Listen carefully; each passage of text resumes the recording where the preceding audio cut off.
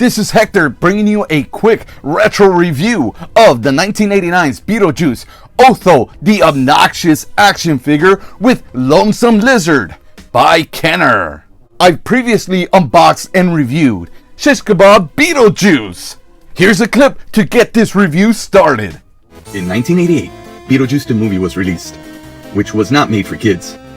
1989, Beetlejuice the cartoon series premiered, which was made for kids. 1989, you also saw the release of the Beetlejuice toy line made by Kenner. Oddly enough, none of the figures in this toy line depicted anything in the cartoon. Instead, they depicted events that happened in the movie. And I, as a 9-10-year-old, loved it because they took a step over that line that the Kenner Ghostbusters did not cross. Look at all these figures of Beetlejuice. I mean, where else can you stab a man through the torso? Where else can you take their heads off? Just the things that, it was odd, it was weird, and I was a bit of an odd, weird little kid. That Christmas of 1989 was a Christmas where financially, as a family, we were strapped. So our parents only allowed us to pick a certain amount of figures that I think went up to like $20, and my brother and I, we picked these 3 figures. They were my figures because my brother was getting out of the toy plane phase and I never left it. Kenner made them to scale with other great toy lines such as the Ghostbusters, Terminator 2 figures. They also size up pretty nicely alongside the Teenage Mutant Ninja Turtles. I use my Beetlejuice figures as extras in my WWF battles, and Beetlejuice doubled as The Undertaker because, well, I didn't have an Undertaker. Before we unbox them, let's take a look at the box. With Beetlejuice image right at the very top, and then on the side you've got a caricature of Otho the Obnoxious with his Lonesome Lizard.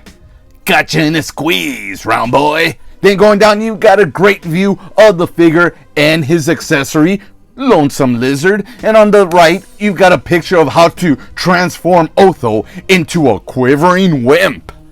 And now on the back you've got the instructions on how to transform Otho into a quivering wimp, and it shows you how Lonesome Lizard fits on his arm or can be placed on your finger. Oh, and then you've got pictures of all the figures in this series that you can collect.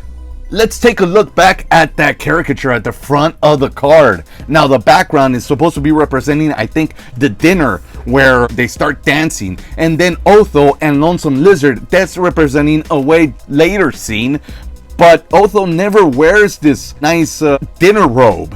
He does, however, wear a black robe earlier in the movie and some different outfits. But never this.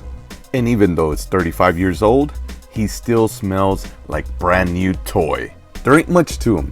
He's a basic, very basic figure with only 2 points of articulation.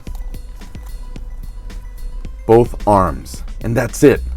Now on this robe you got 2 lizards. Not the same Lonesome Lizard, maybe where Beetlejuice got his inspiration from. Not much paint decal either. Pretty simple, but it does have that golden paint that easily rubs off, as you can see right here. Again, no articulation at the feet except kind of like in and out. Let's pop off that head. On the commercial it shows that you kind of like pop the feet in or something, and that's how the head pops off. But oh, actually that's what it is. All right, so he's actually a lot taller.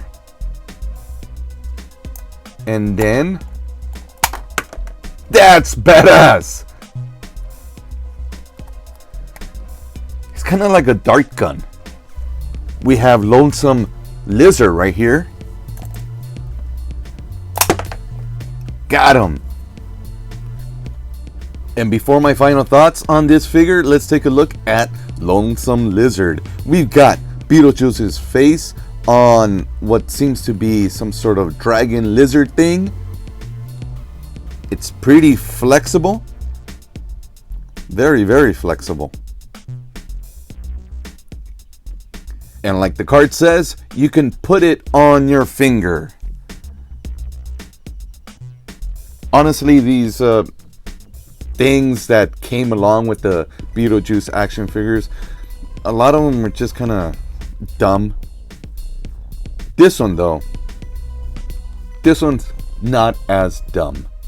As I mentioned in the Shish Kebab Beetlejuice unboxing video, you can throw these Beetlejuice action figures with any other toy line. And if you were a child with a huge imagination, it didn't matter if the scale of the figure wasn't up to par with certain figures. You still put them in that world as long as the scale was somewhat close. Here he is with a bunch of Ghostbuster toys plus the mask, all made by Kenner.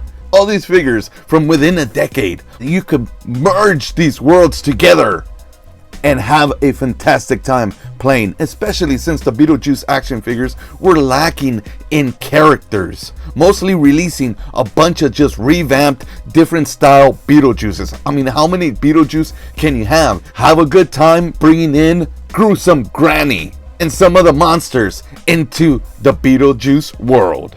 I found even more Kenner figures, Larval Jones and the Terminator. But of course, you're gonna need the ghost with the most, Beetlejuice himself. Don't forget to like, subscribe, and comment. I really do hope you enjoyed this, and I really appreciate your support. Don't send me any money. I don't have any Patreon. If you could, please, just hit that like, hit that subscribe, and maybe share. If you can check out, maybe click this video, or maybe even click whatever that is right here. What is that? How did it get here? Bye!